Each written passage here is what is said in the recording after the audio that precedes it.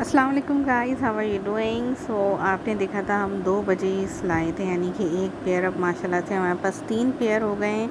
बहुत खूबसूरत हमने इसको डेकोरेट किया है विद लैडर एंड हमने मटकियाँ भी लगाई हैं इनके लिए, कैल्शियम ब्लॉक भी लिया है एंड लाहौरी नमक भी हमने इनके लिए रखा है।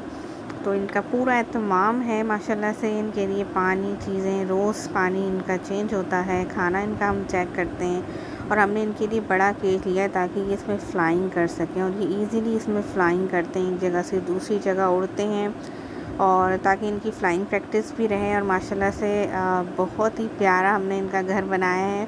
बहुत ज़्यादा ही हमसे अटैच भी हो गए हैं, थोड़ा सा काटते हैं बिकॉज़ बजीज़ की आदत होती है, but they are very loving and caring and very beautiful माशाल्लाह से।